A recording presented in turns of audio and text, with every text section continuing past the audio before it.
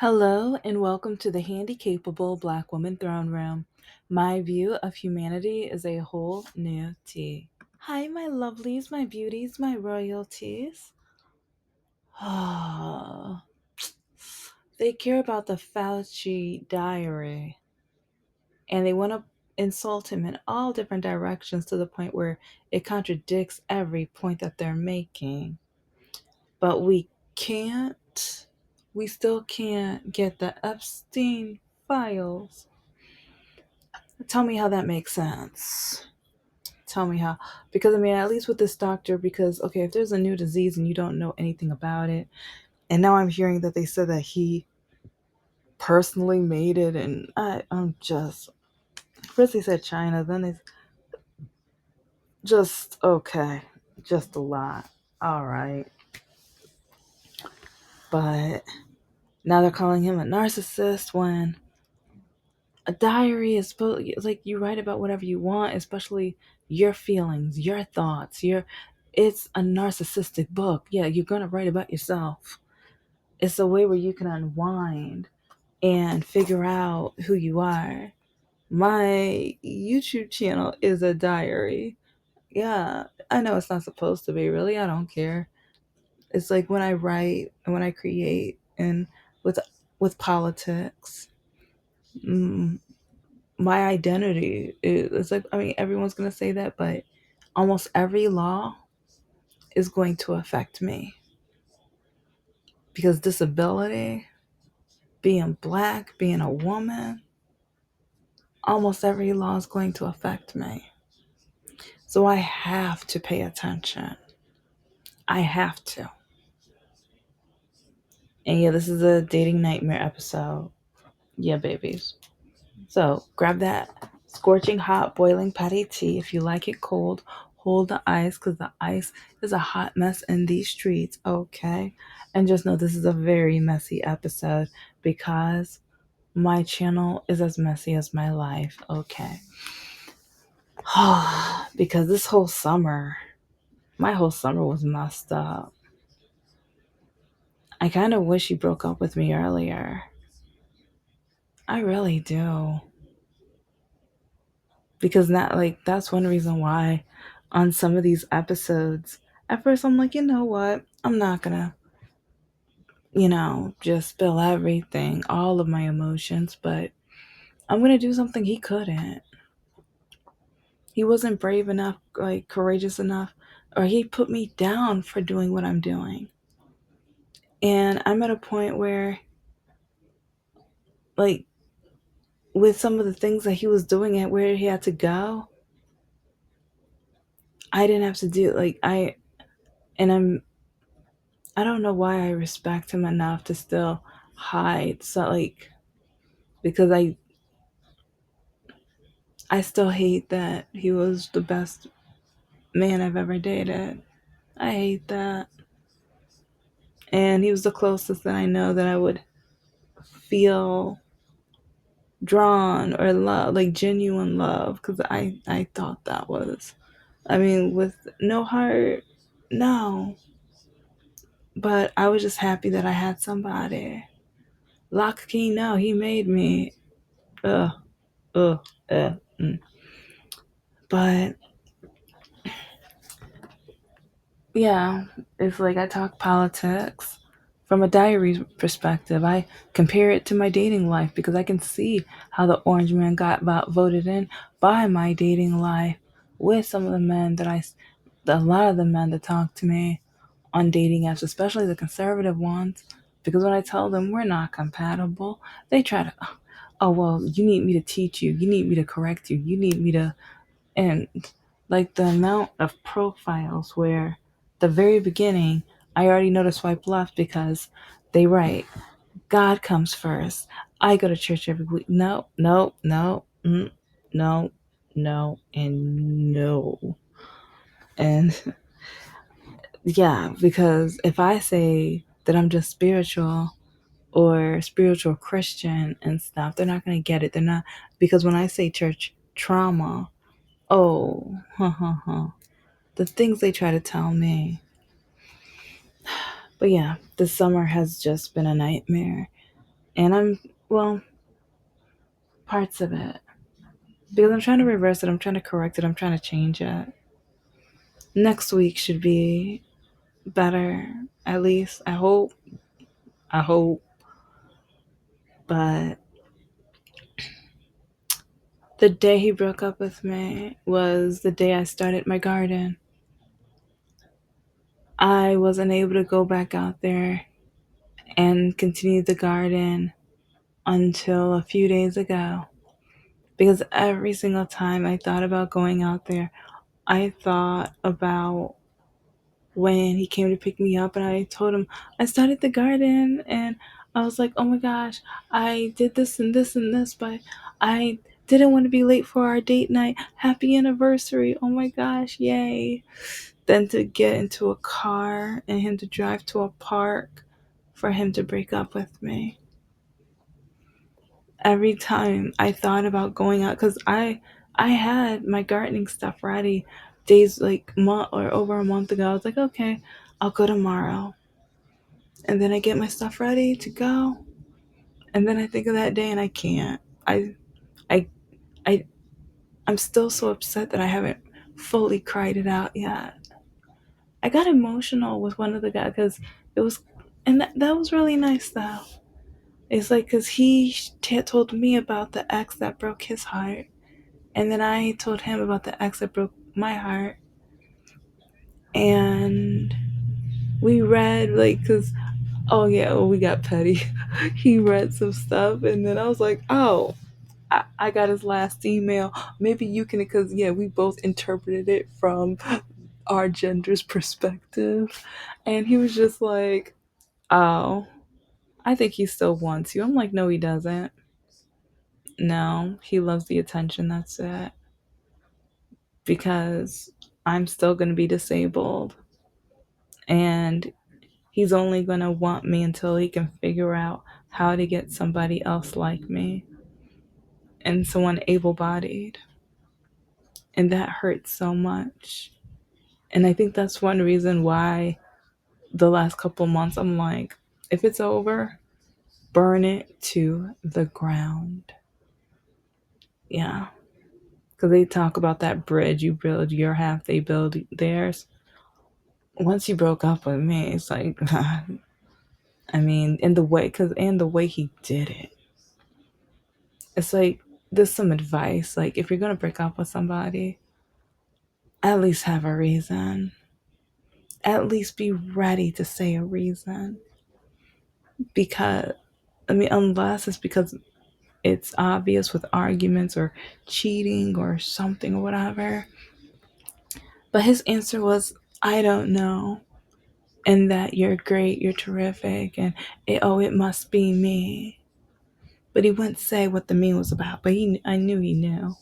Especially once you tell me, he told me that day he's been thinking about it for 2 weeks. You've been thinking about it for 2 weeks, but you don't know what it is about you.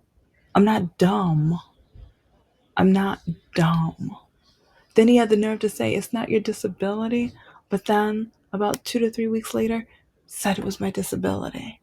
I mean, it's like for you to not know for those 2 or 3 weeks, I am going through my head of what did I do wrong? What's wrong with me? How, like, if it's not my disability, what did I do? And I kept going over every single thing.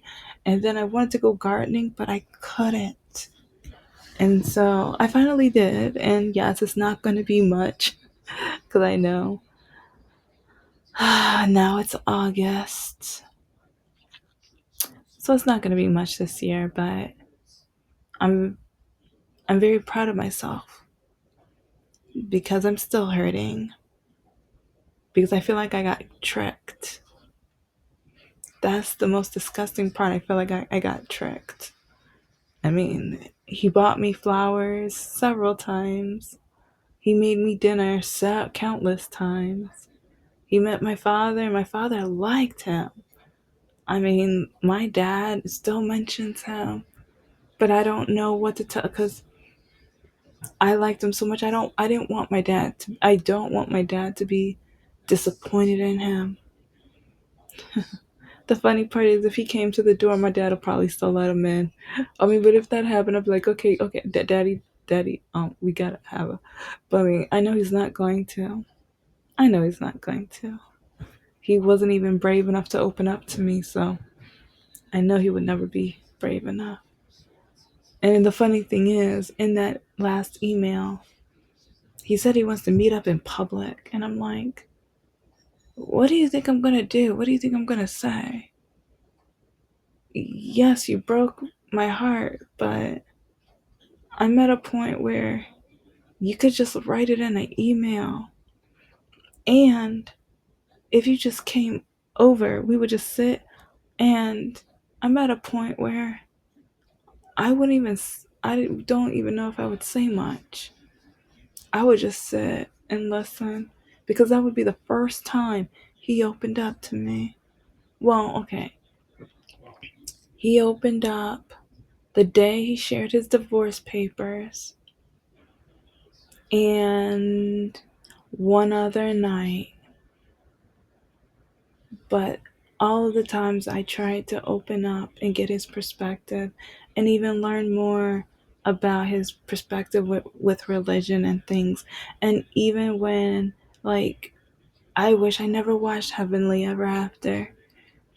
I thought it was a beautiful K drama, but not because of the religion. And there was, I mean, they had heaven and hell, but it wasn't religious, and that's what kind of annoys me. Because I'm like, it wasn't like Touched by an Angel or Highway to Heaven or any of those types of shows. It was beautiful, and yeah, they did have heaven and hell, but it was more about life and selfish, and your actions and how they can come back. It was beautiful. And even love and like part of me, he would never, he, now that we broke up, he might watch it now, but I was touched by the married couple, the main character and her husband, and how she took care of him until he passed away. And you got, like, because he was disabled. But every day she came in that room with the biggest smile, making sure she gave him delicious food and able to just make him smile. And they would always get the weather wrong, and but then you found out what and why and how, and then the trauma. That's what I would want to talk to him about. And then the heaven and hell, I thought, oh, we can laugh or talk about how you don't believe or my thoughts or whatever. But I went, like, if I disagreed with him, whatever. So I don't know. It's just with the gardening, and then even I actually I'm going to bring back the addiction, not addiction, obsession movie, and compare it to One Note. I think that'll be kind of interesting.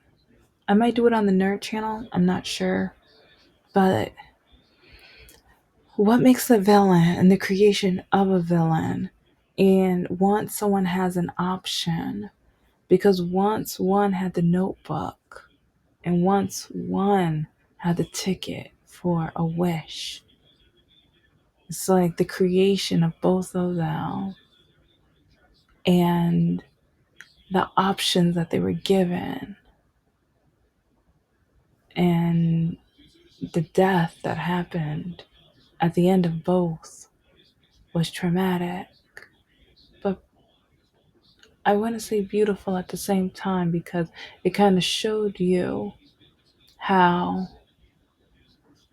nice people aren't always nice because they want to. It's because they're not given the right opportunities, you know? But, anyways, back to. Oh, I cooked a soup today. I had the idea while we were dating, and it was on my list of things because we took turns cooking. He would come over on Mondays and I would cook. And then Wednesdays and some Saturdays, I would go over to his house and he would cook. And there was one recipe that I plan on adding to the cookbook. But I love it when I cook on those nights with him so because I can get his thoughts, perspective, and even like what does he think I should add to it? Because right now I'm thinking bell pepper and but which flavor or which colors it matters because this will go with the novel. And yeah, I'm still thinking of a few other ingredients, but oh my gosh, when after I put my idea together and I tasted it, I was like, yeah, that's the stuff. But other than the blackberry pulled pork sandwiches, and I think one other recipe, I haven't been like that creative in the kitchen. Like I've just been doing the very basics. Well, no, actually, I have been playing around with the scrambled eggs of another character, one of the other novels that I'm working on, and especially with my diet, it's perfect because I'm trying to figure out my whole protein and everything like that. But yeah, so other than I've done the egg so many times, so but other than that, no, no, it sucks.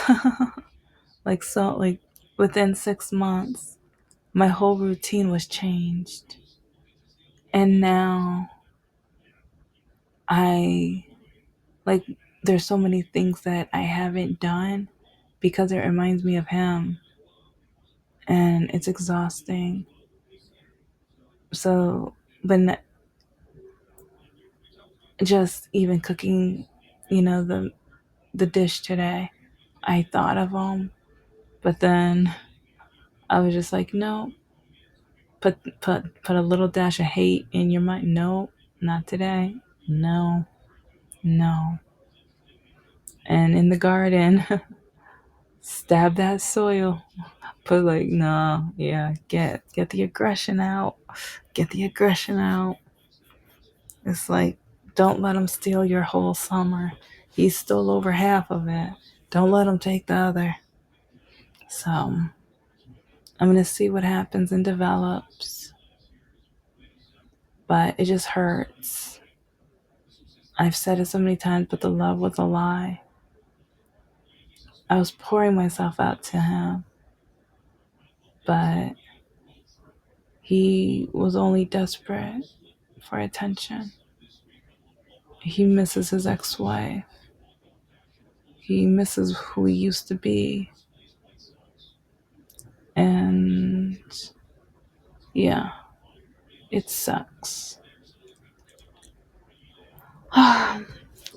But also, I think it's kind of funny because when I told him that I was going to be leaving out of town this summer, he said that he was going to come with me. He was like, that's not far. And I'm like, but you have to work. He was like, yeah, I'll come there and spend time with you and then drive back to work. And then hopefully later in the week come back and do it again. Do you know how much a guy is supposed to, or supposedly supposed to love you? I mean, 'cause, come on, look at gas prices right now. I'm sorry, okay, okay. To me, like, the amount of gas a man is willing to spend on you shows if he's interested, okay? Like, I mean, it's like unless that or he's like just maybe desperate or maybe just looking for one thing and he hasn't gotten it in so long. Yeah, I don't know. It's like with the price of things, but then also with incels and passport bros and men who just think that women are, you know, because I call him Mr. Spider for several reasons. And I call him Mr. Spider because I know he hates it. I know he doesn't like the name. When I was trying nicknames on him, but genuine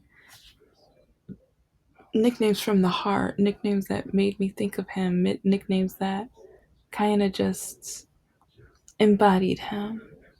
He would tell me which ones he did and did not like, and I respected that. But now that he broke up with me, I don't have to respect him. And after he broke up with me that night, I don't know, like, what kind of man would text you about, like, okay, there was a spider that him or his daughter caught. And, oh no, I think he caught it and then he showed his daughter. And then I think he released it. But then he found it, like, that night, I think, the spider showed up in, like, his room. That's what he wanted to tell me. He cared more about a spider than the fact that he broke my heart. The fact that I thought I was genuinely in love. Like, and I just don't mean love, I thought I was in love. It's like he thinks that I was just doing all that crap for wife training. And yeah, my parents, but they were trying to do the whole Christian wife crap or whatever. And but then at the same time, my mom said I was never going to find anybody. And she was right. It's like the exact reason he broke up with me. But oh, and the day he broke up with me, he was like, "Don't think like that. How dare you? How dare you?" She was right. With what she said, she was right. At least with you, you know? But then he's gonna spin it around and lie. He's gonna spin it around and lie because he doesn't want to look like the bad guy. He wants to still look like, he's worth my time as a friend. And to get back at that, yeah, I named Mr. Spider because you're gonna message me about a spider. You broke my heart. You stomped on, like, just, and then over my disability, something he knew from day one. So, and before I announced the whole breakup, he was crawling all over my mind just like a spider.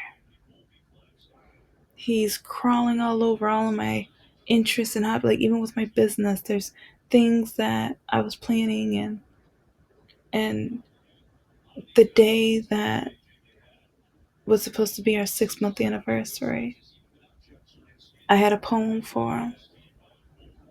Oh, I shredded, like, okay, I didn't literally shred the poem, but now different sections are going in different parts, and oh, I'm going on a heartbreak frenzy.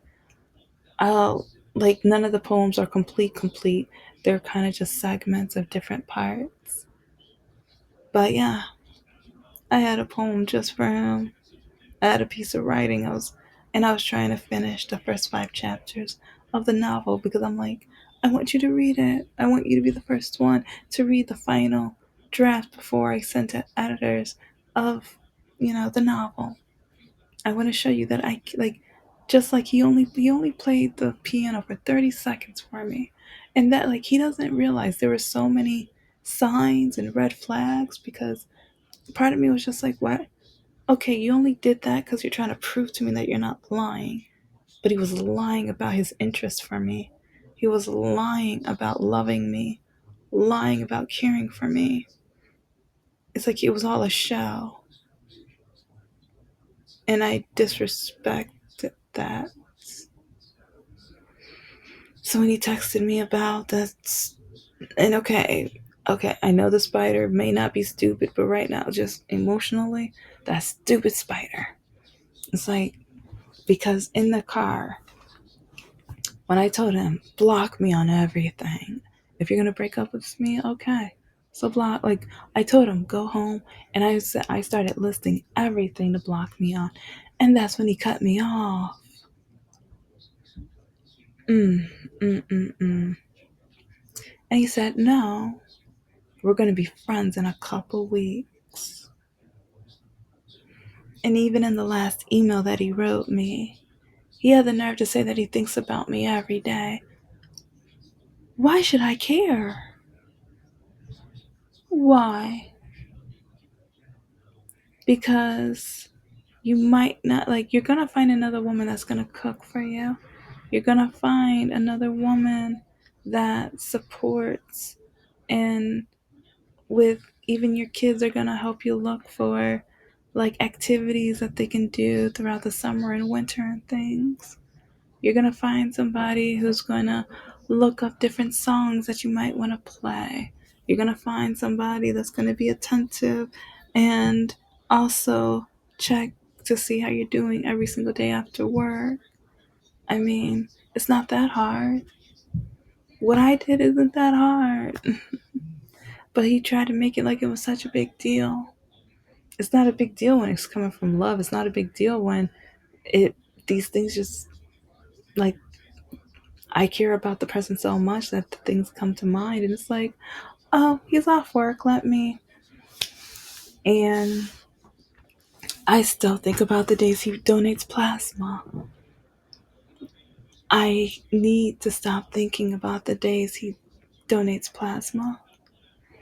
I still think about his family meetings. It's like this, I won't say what day, but the second week of every month. I shouldn't know.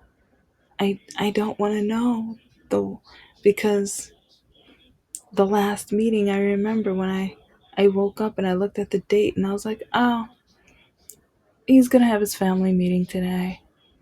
And then I'm like, dang it, I gotta lift weights. And I'm still lifting the weights, but now I've been moving a lot of stuff around, and I've been working out or doing a lot of physical therapy to the point where my body hurts. Like, that's one reason I'm doing this video, because my body is hurting, because I'm wearing myself out with the physical therapy because I want to be better. I want to loosen my legs. I know I'm never going to be cured because I was born with it. I can't. It's not, you know. And oh, the people from the church are like, "Oh, I'm going to pray for you." Like, stop it. Okay. I lost the pride during disability month, but I'm going to get it back. My disability pride, I'm going to get it back. He took it in a very selfish way. But I I need to figure out a way to just love myself enough to the point where when I tell a man, when I tell a guy I'm disabled and he loses all interest, blocks me, or tells me that I need to get fixed, or all the other things that men tell me. Ooh, a few men have said really interesting things this way. And the one guy that took me out, he's hiding stuff. So I'm like, I need to make sure he knows we will only be friends. And that might piss him off. Because each time that's happened, they turn around and tell me, then who are you going to date then? Who's going to be left? No man, no, let's see. No man on a higher bracket's going to date you because you're disabled. And he might be right. But I don't like liars. I don't like men who feel like they get to hide their imperfections, and they feel like they can trap me into the relationship. Or first, oh, I'm going to date her for a while and then I'll let it out. But then she's going to feel bad, or she's going to feel like she wasted so much time that now she has to be with me or date me. Thank you so much for listening to the Handicapable Black Woman Throne Room. I am a woman, I am of color, and I am handicapable. But most importantly, I am human, and you're human too.